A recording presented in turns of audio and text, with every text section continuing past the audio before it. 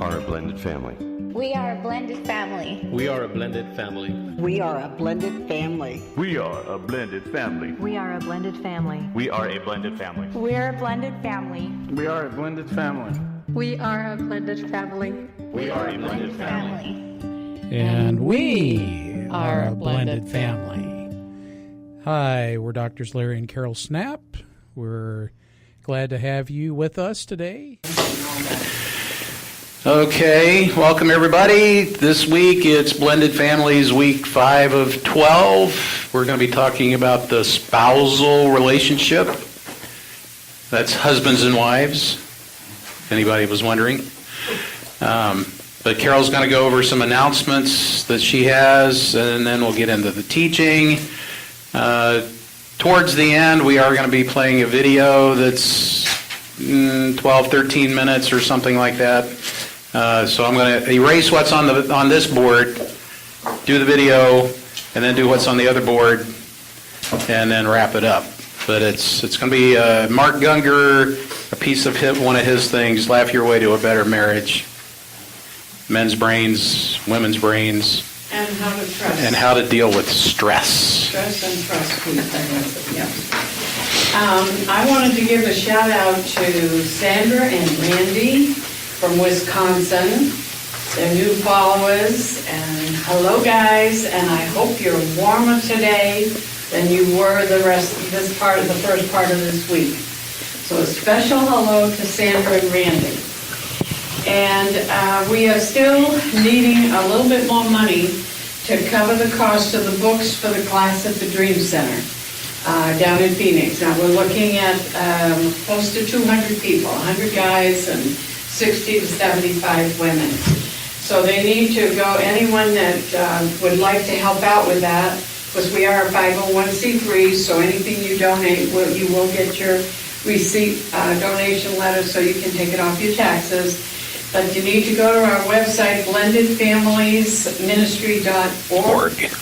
And the donation is at the bottom of the page. Is that where the donation button is? There's a donation tab at the top. And any amount would be helpful. So if you have some extra and would like to help them have their own books, that would be much appreciated. And they can even use the donate button on this particular Facebook page. Oh, okay, great. And then we will be doing a one-day training for premarital sometime in March, between the middle to the end of March, but I will announce that date next week. Of course, that will be here in Phoenix, and we don't do that live yet. That's kind of something we can't, kind of keep everything private. But we do have a one-day training for you pastors and leaders from different churches out there. Contact us and we can give you some more information on that. We have taken our 12-week classes and reduced it down to an 8 or 9 hour day program to get it all done, and it works very well. Several pastors and leaders are using it in their churches here in the Valley. And that was kind of all I had, other than we had a few things that happened this week. Some special prayers were needed, and when we did our radio show, we used to reach out to everybody at the end of the show. Reach out and make somebody's day special.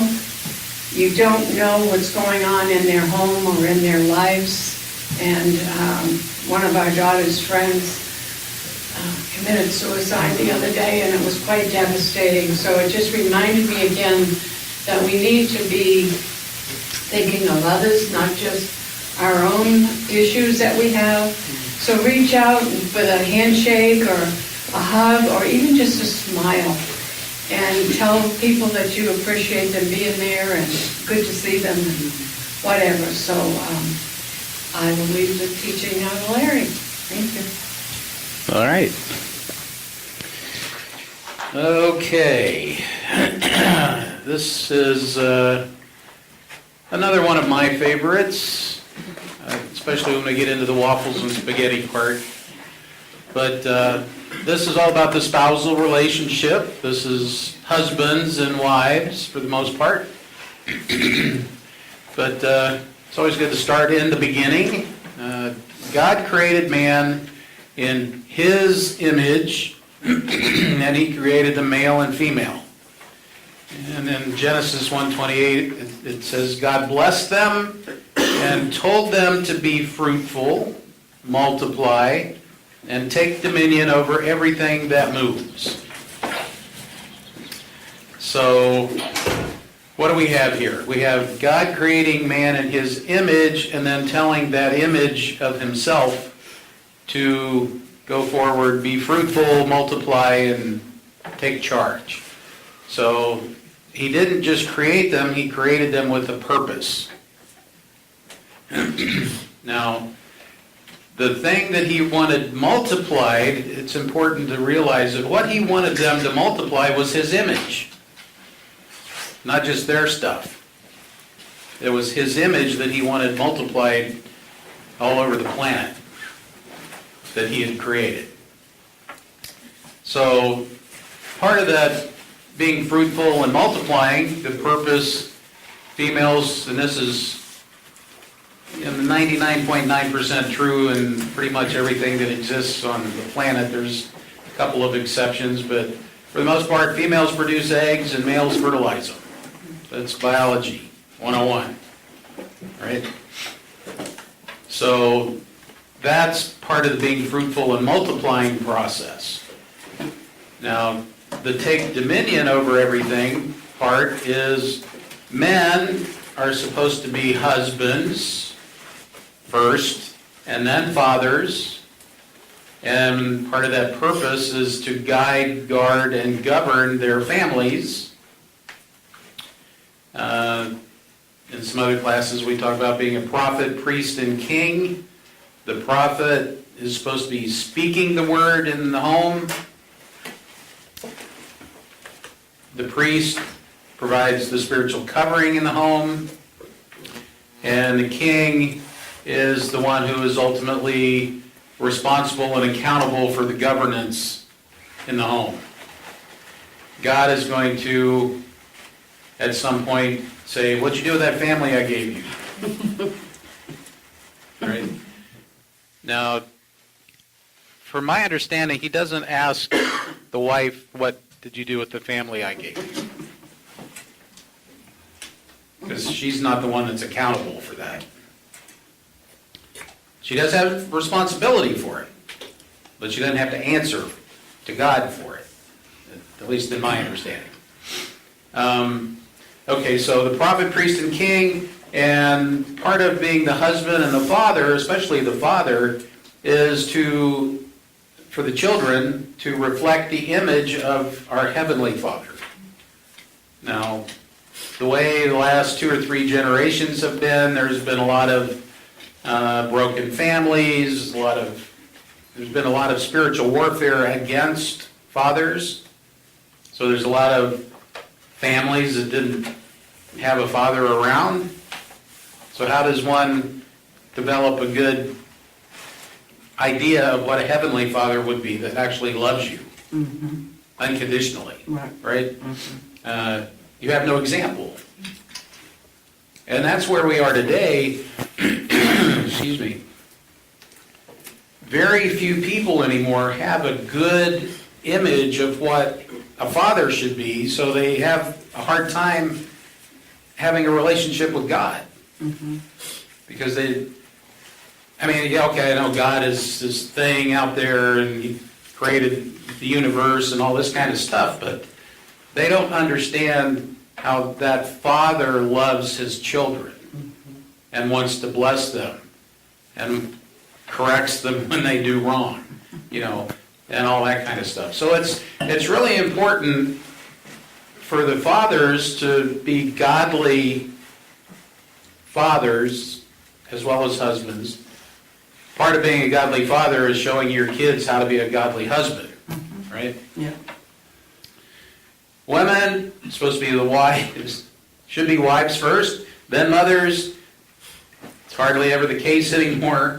But they're supposed to be the queen, because they're number 2 in charge. When the king's not there, the queen is in charge. Okay? Teachers, supposed to be nurturers. They train up the kids. They take care of the kids. all that kind of stuff. Complementors. God gave us men, wives, as a gift, a helpmate, right? Somebody that will complement us, that has the gifts that we don't have, so that we can be better together than either one of us apart. You know, the sum is greater than the individual pieces here. That's what that's talking about.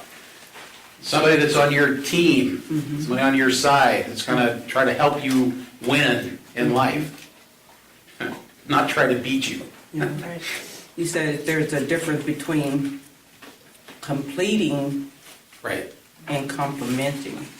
right. Yeah, this is not Jerry Maguire. You complete me, right? That's not what a wife is for, or a husband. Your spouse is not the one who's supposed to complete you.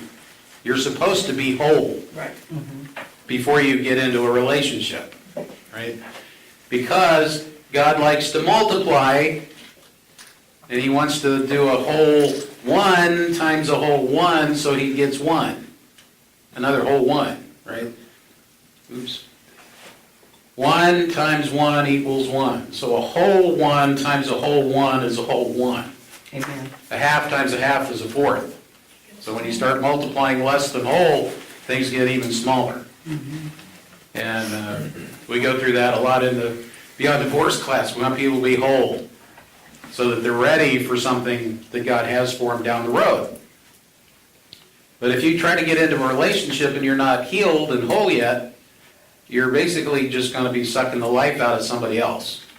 And if they're not whole, you're just going to be exchanging hoses on a vacuum cleaner, kind of, you know. And those people become projects, and you Yeah. don't need projects. Well, yeah, who needs a project, right? You get into a relationship to have to be blessed, right? To have an abundant life. I wanted to ask something about, how the children, how you model.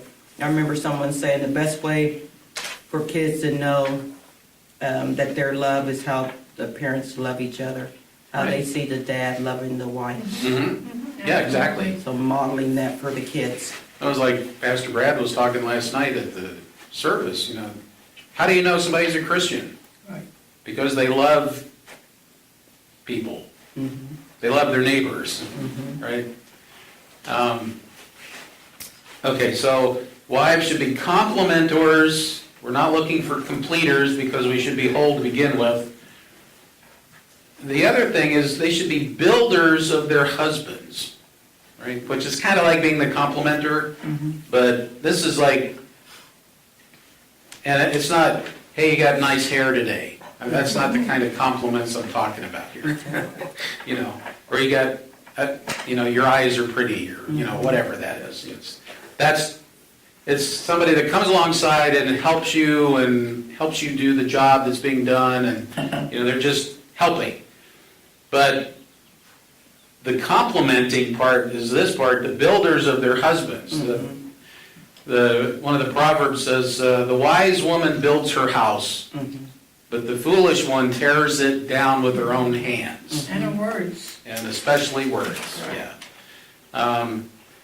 And we like to say, you end up with the kind of marriage that you build. He didn't write it down.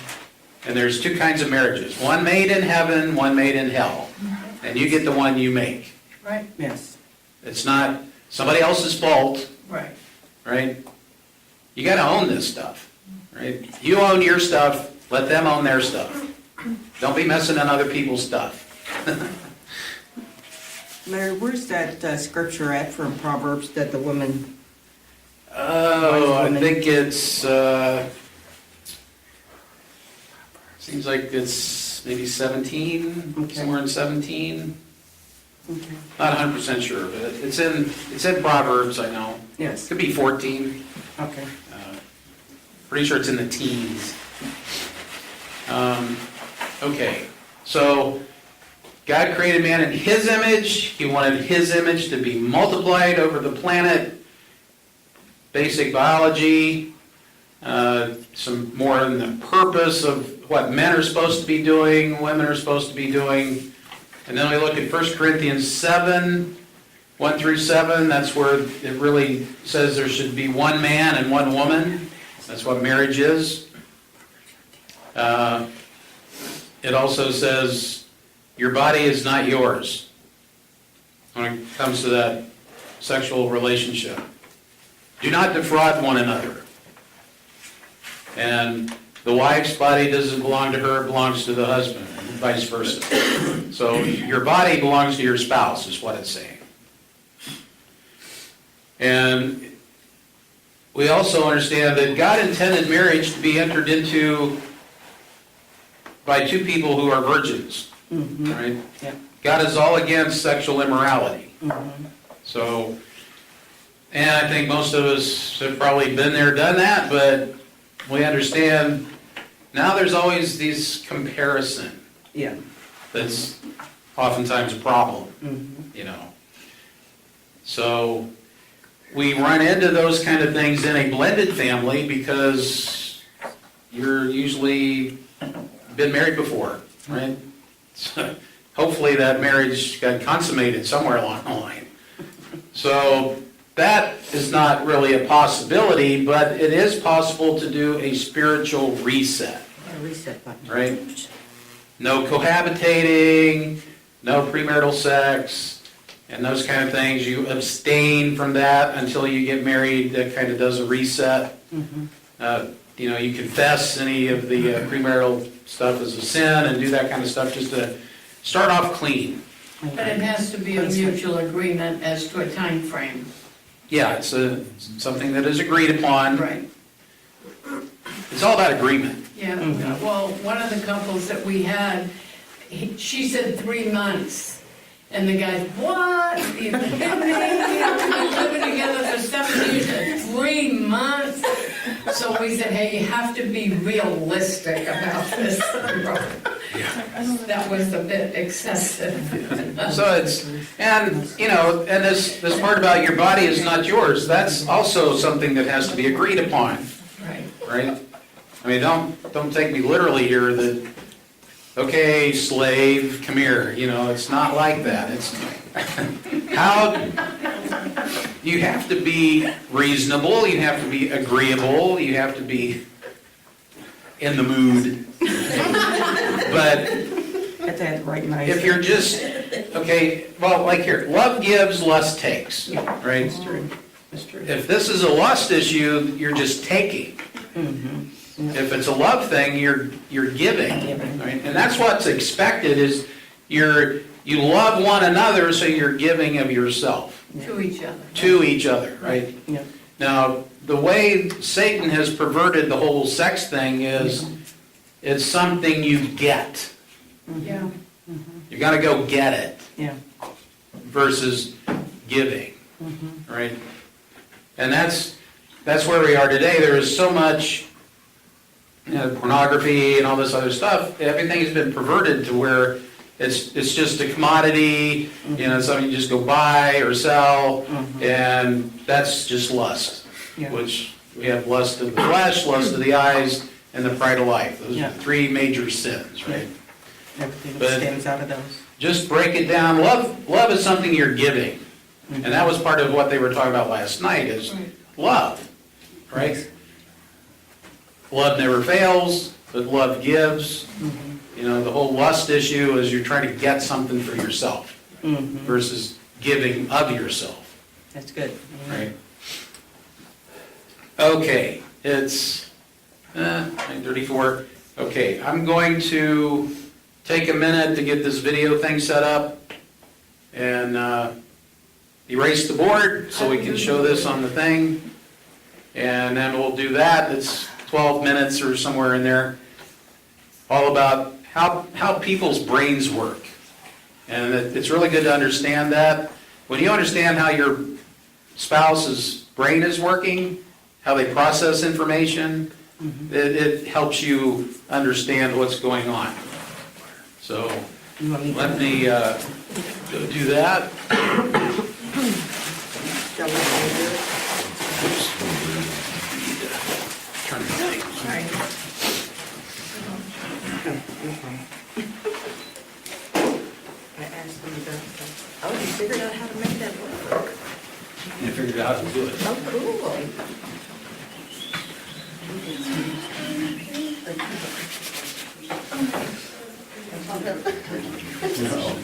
You're welcome. Anything. I do.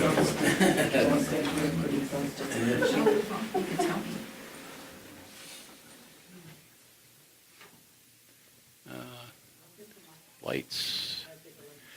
Okay, so this is a little bit of Mark Gunger's Laugh Your Way to a Better Marriage.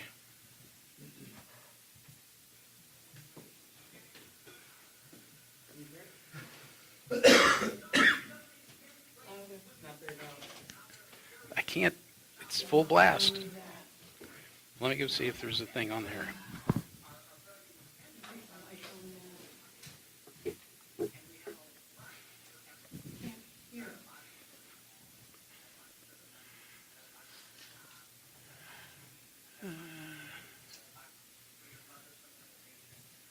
I don't see a volume anywhere.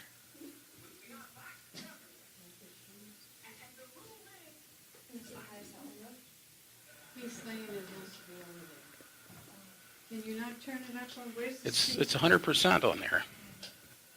You haven't got the speaker.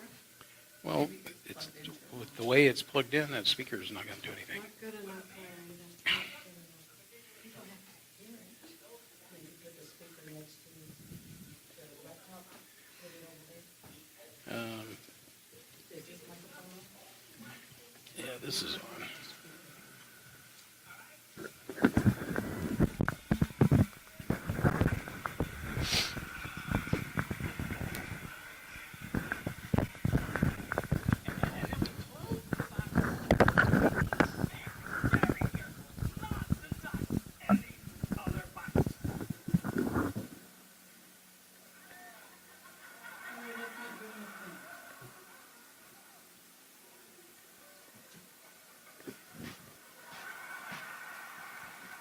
Well, it's 100% on there. I can't turn it up anymore. And if I plug the speaker in, that doesn't do anything. Then you should not have used that. You shouldn't put the speaker. Sorry, my Catholic upbringing got in there for a minute, but We need to have it up, started with that, but that's ridiculous. I'm not Catholic, but I was Catholic. Okay. I had a Johnson taught I held like two board and grades there. I mean, I'll never forget. Let's see. Back it started again. Get that over here. It did me good, actually. It was a good thing. And everybody's got to really zero in. Now, women's brains are very, very different from men's brains. Women's brains are made up of a big. Okay, so I can't use that. And I don't have time to do the projector thing.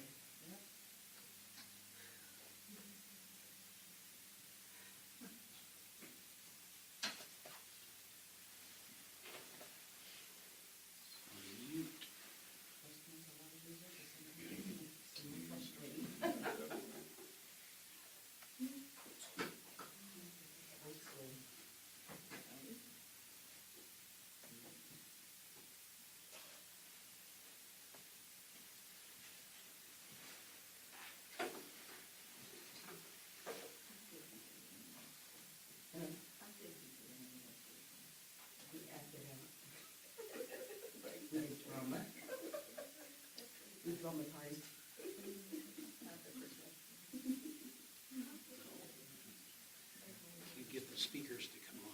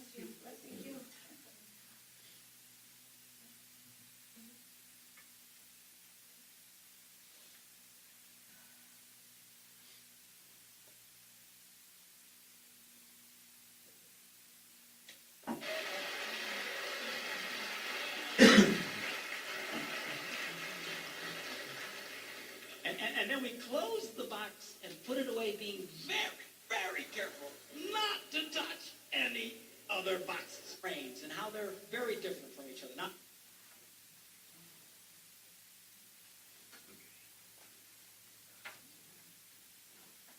well, you fill in the blanks. Okay, so now we're going to start discussing men's brains, women's brains, and how they're very different from each other. Now, I want to start with men's brains. All right, now men's brains are very unique. Men's brains are made up of little boxes. And we have a box for everything. We've got a box for the car. We've got a box for the money. We've got a box for the job. We've got a box for you. We've got a box for the kids. We've got a box for your mother somewhere in the basement. We got boxes everywhere. And the rule is the boxes don't touch.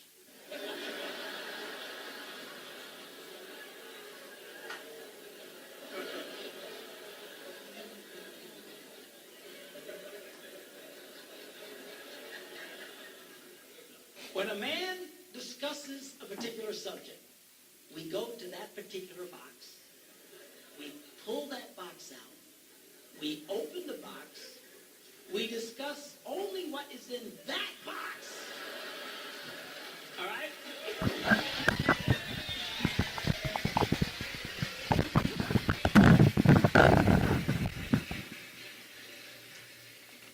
And then we close the box and put it away, being very, very careful not to touch any other boxes.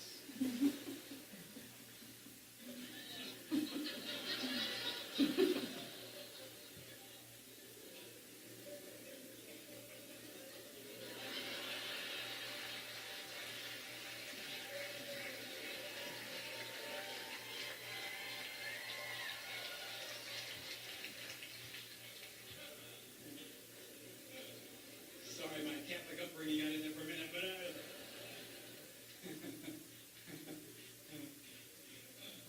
I'm not a Catholic, but I went to Catholic school when I was little. I had a nun who taught on hell like she was born and raised there. I mean,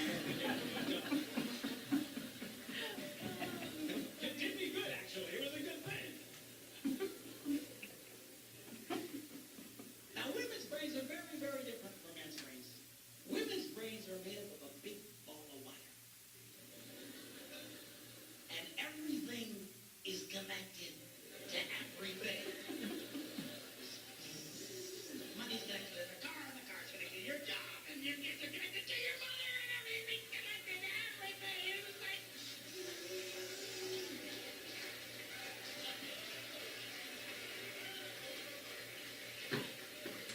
It's like the internet superhighway. And it's all driven by energy that we call emotion.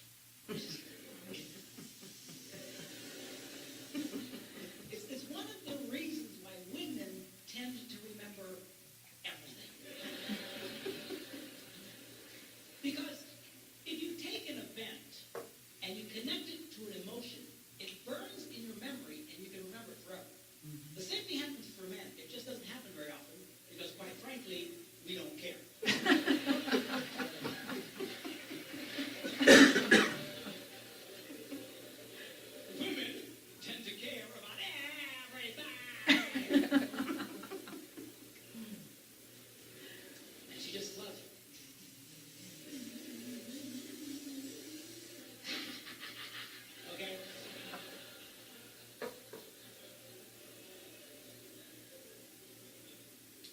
Now, men, we have a box in our brain that most women are not aware of. This particular box has nothing in it.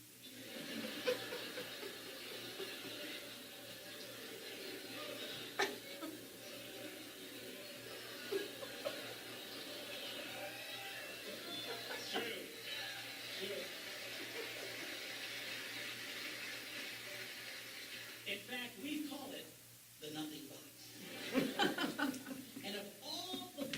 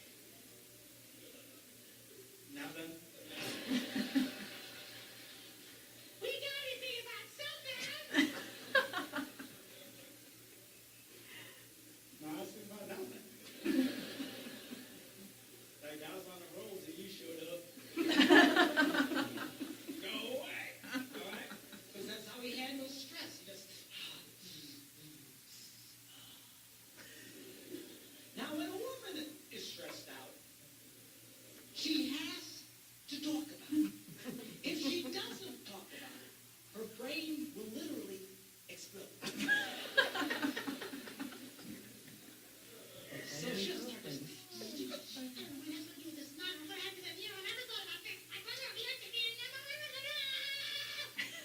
and I know men who run from their wives when they do it. They do it, I say, well, why do you run from her? He says, because I don't know what to tell her. I said, dear God, man, who told you to tell her anything? She wants you to tell her anything. See, a lot of guys, they feel obligated when you start explaining all your stress, they feel obligated to fix you. Right? Because that's what a man does. A man only tells his troubles to another man in hopes that that man will help fix it. Okay? But she's not a man. And you try and fix her, she's going to kill you. She doesn't want your advice. She doesn't want your help. She wants you to shut up and listen. And a couple ladies,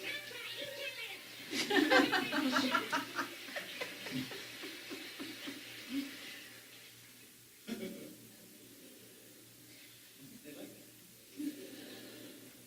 Now, I had one guy tell me, he said, man, she just tell me how she feels. I said, she doesn't know me. So what it is, that's how she figures out how she feels. Like connecting this wire to that wire, this wire, so. Now, because they love each other, they offer to each other their answer, their solution.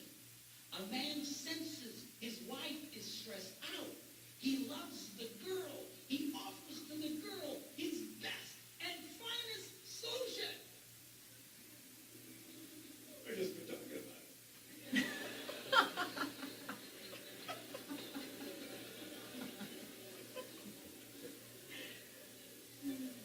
Just been thinking about it.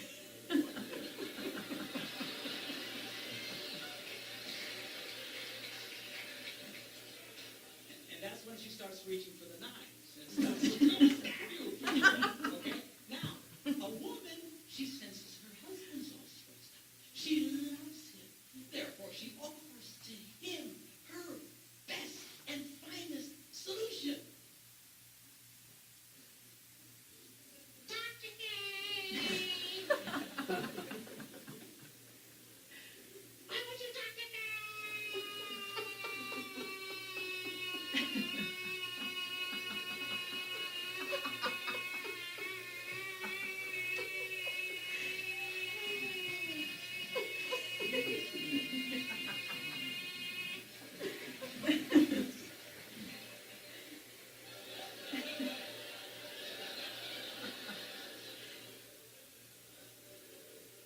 Go away.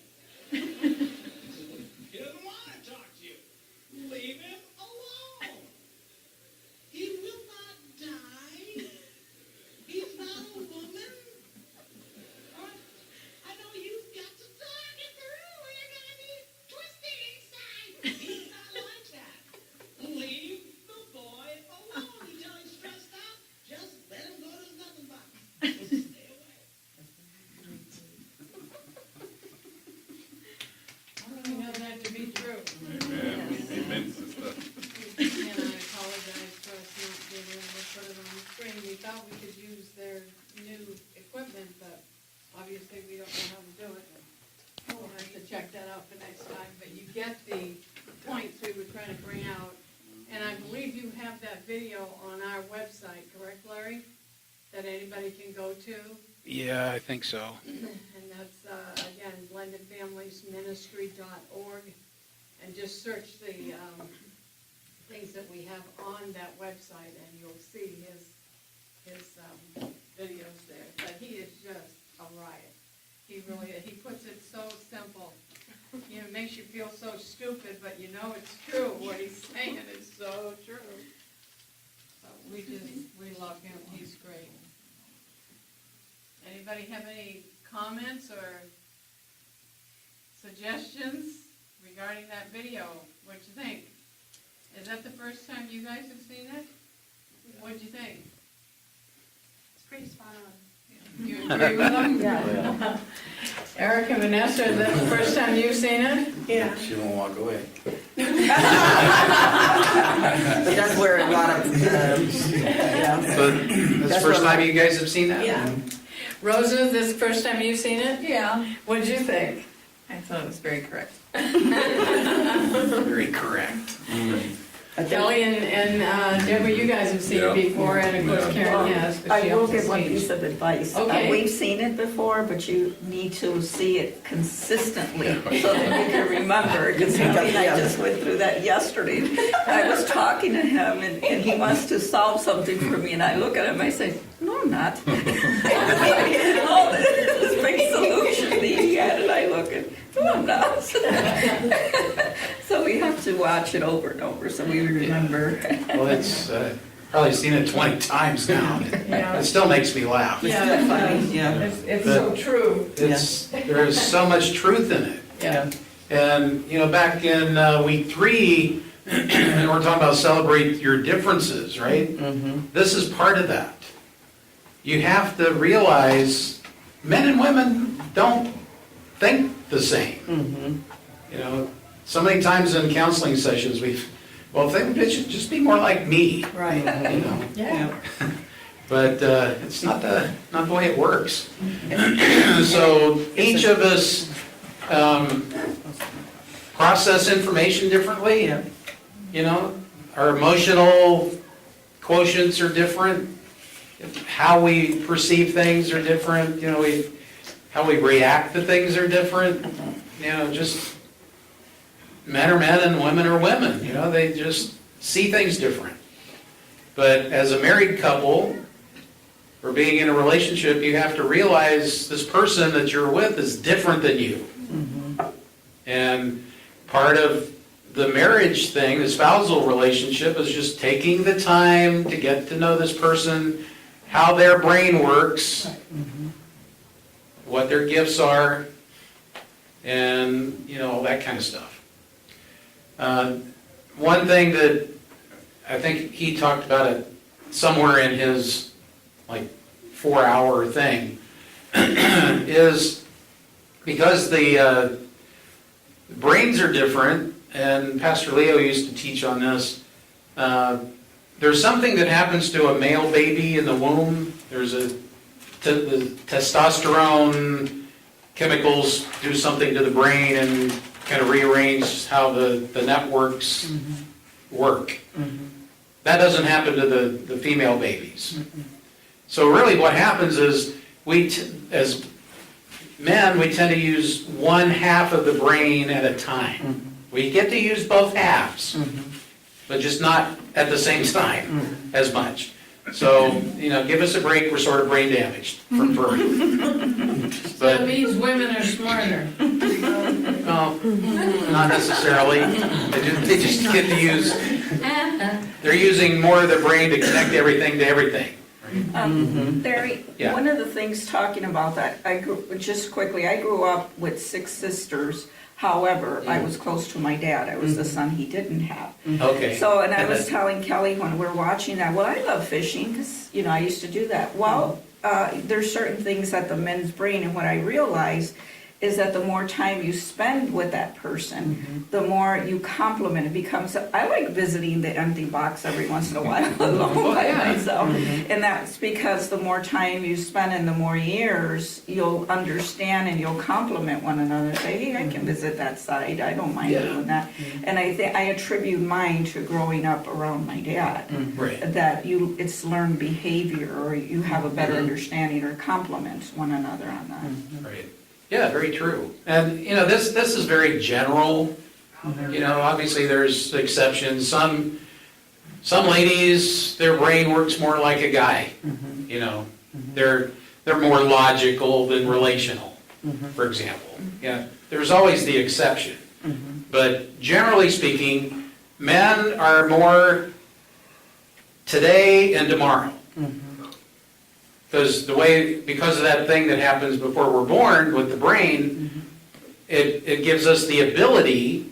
I mean, you look at it as a gift, right?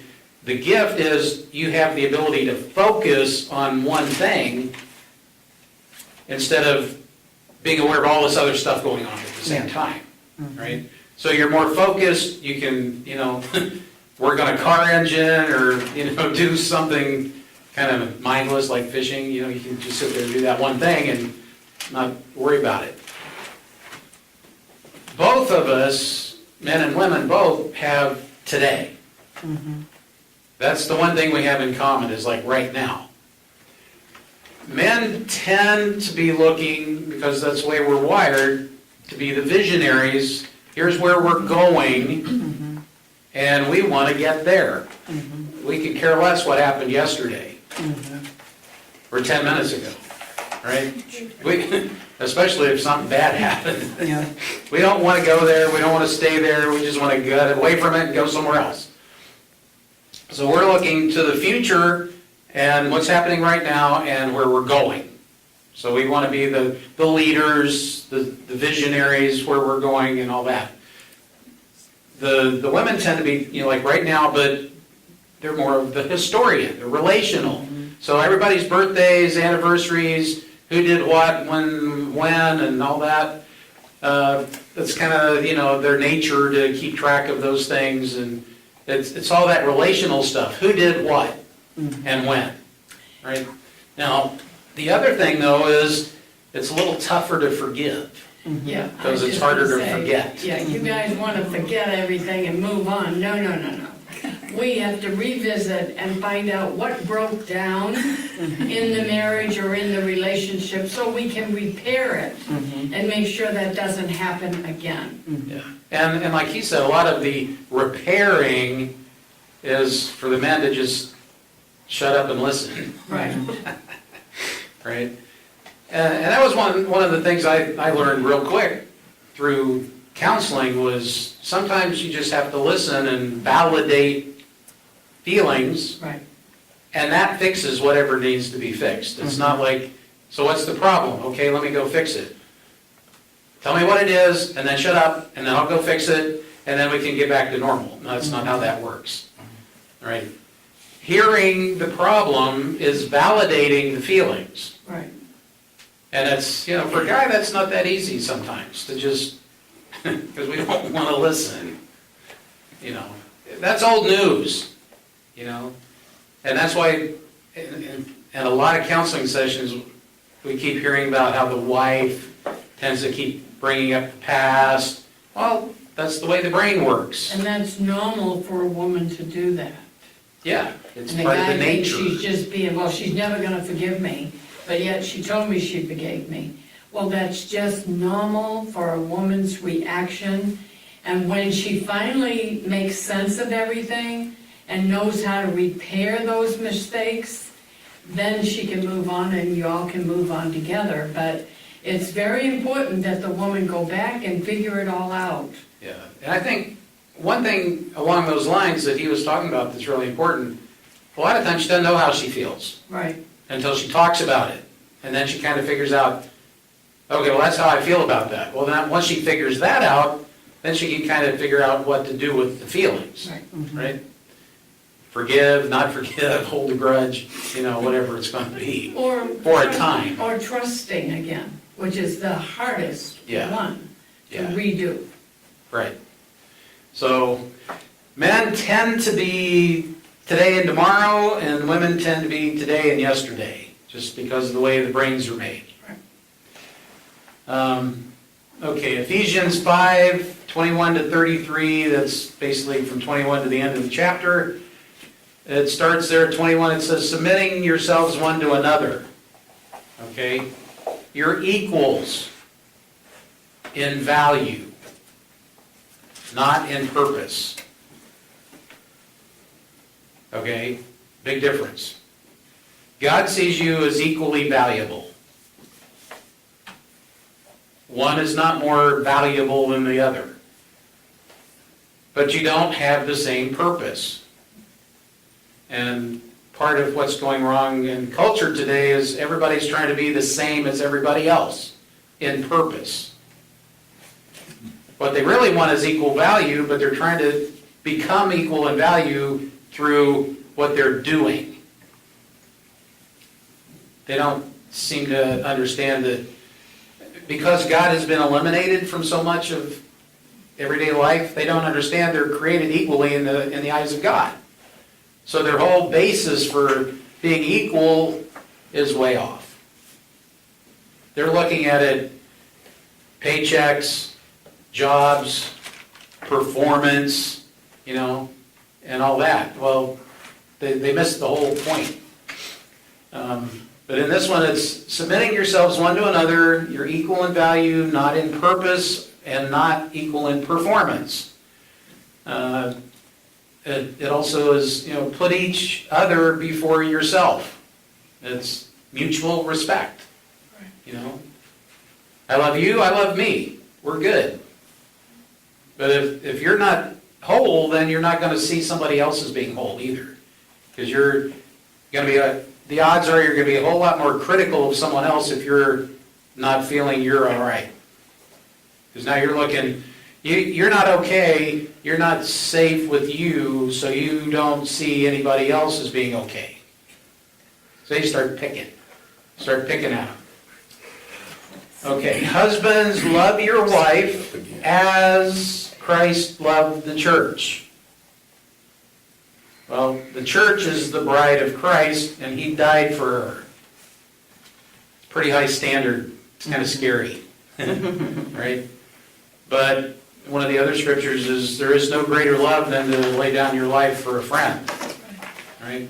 Which is, you hear so many stories of guys in the military, somebody jumps on a hand grenade or something just to save 2 or 3 other guys. That's true love. Is, but you can't really do that if you don't know where you're going. If you have a strong belief that whatever I do here is just temporary, and when I die I'm going to heaven, then it's not as big a deal to give yourself up, because hey, you're going to heaven. Wives, okay, this is Ephesians 5:33 here. Husbands, love your wife as Christ loved the church. The church is the bride of Christ, and he died for her.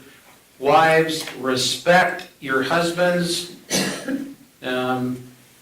We do a thing in chapter 11 or 12. We talk about respect, and we do the big circle. And without love, she reacts.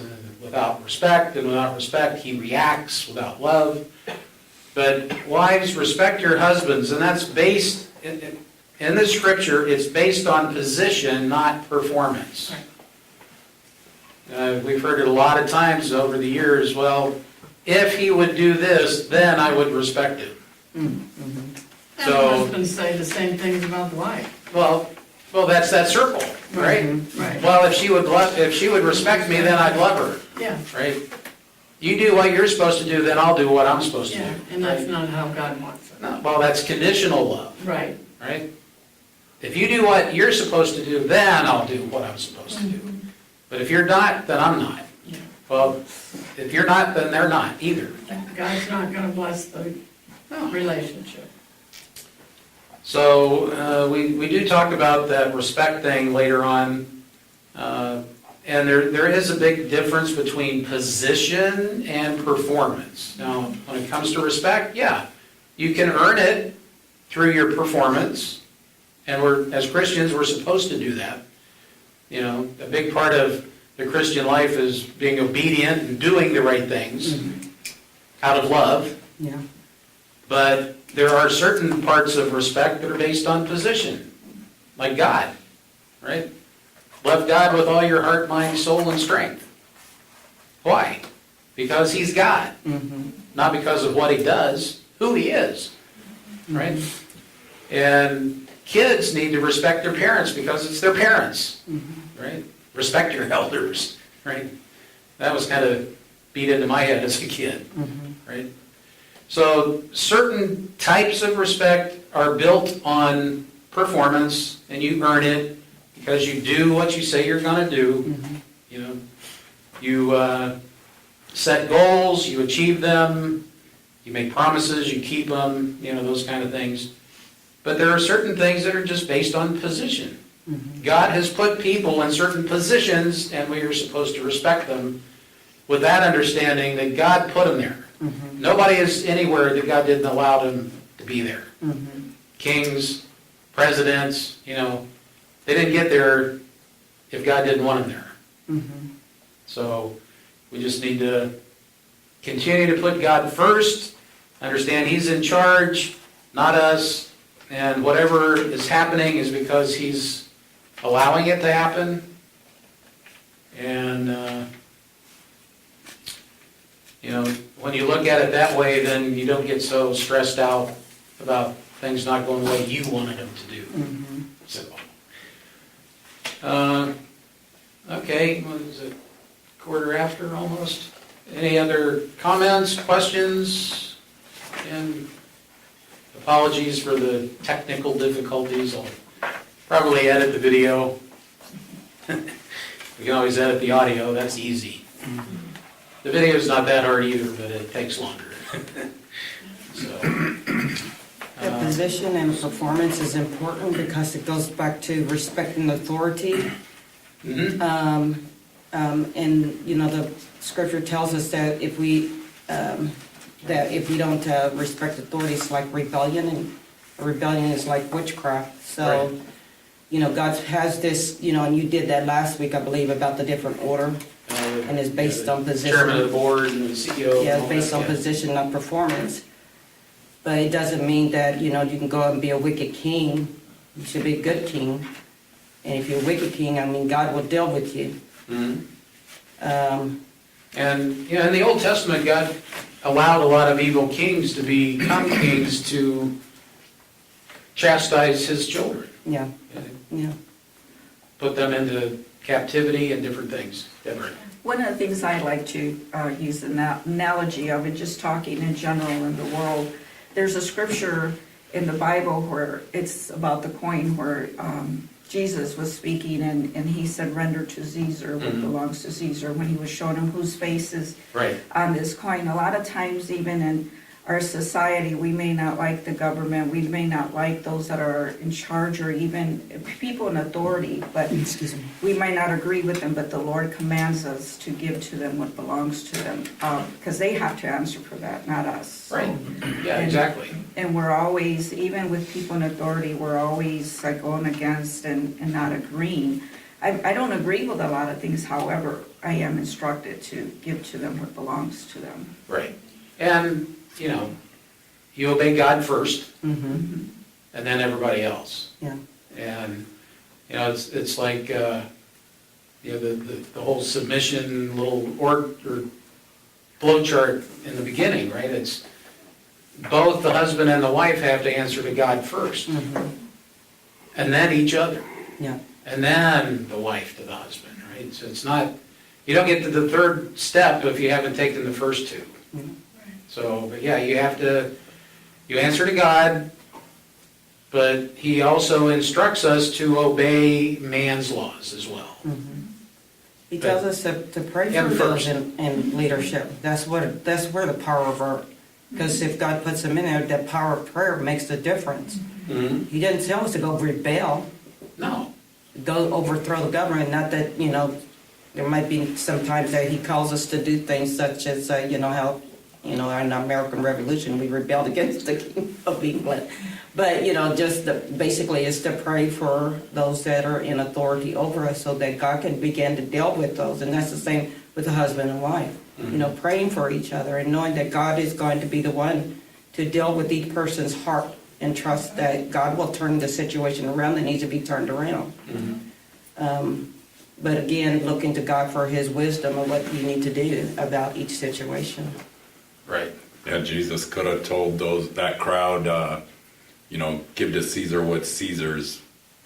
Don't rebel now, because I got a big plan for the Roman Empire. I'm going to put a burning cross in the sky and show Constantine, and in one fell swoop, turn most of the known world Christian. Right. So, we don't know God's plan, but He has one. And, there's so many examples of the evil kings being, raised up.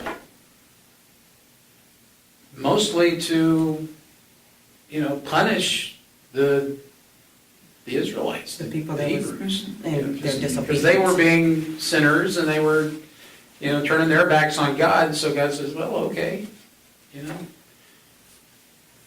I can deal with that. So then they end up, 50, 100, 200 years or 400 years in captivity, right? And then God says, okay, that's enough, and then brings somebody along to get them out. But Yeah. Thank you all for joining the Blended Families Ministry program today. This ministry was created to help blended families learn how to use biblical tools that will help you thrive. We are Doctors Larry and Carol Snap, and we invite you to listen to our weekly shows here on ChristianLivingRadio.com and to visit our website, blendedfamiliesministry.org, to learn more about the ministry and all that we do. Thank you, and God bless. Christian living, Christian living. Christian Living Radio. It's a lifestyle. Christian living, Christian living. Christian Living Radio. It's a lifestyle. Christian Living Radio, spreading the good news of Jesus Christ 24/7. Our goal is to bring you a life-changing word through music and diverse programming like the one you're listening to now. Pastor Kenyatta Goins is the visionary of Christian Living Radio, and he's dedicated to the idea that Christians should even have a more prominent presence in the marketplaces. Maybe you need prayer for yourself and or your family, maybe for a friend. We'd be privileged to stand in the gap for you. If you're listening to this broadcast, click on the Contact Us tab and send us your prayer request. We'd also like to hear from you if you have something on your mind or just give us some feedback. We support many ministries, so maybe you'd like to make a one-time or a monthly recurring donation. We believe that when you sow into these ministries, you'll indeed be blessed. And of course, if you sow into this show in particular, we believe that it's a blessing for you, so please consider sponsoring us. There's a special area under the Donate tab where you can send your monetary gift or call 520-812-6363. That's 520-812-6363 to receive more information about sponsorship. Thank you.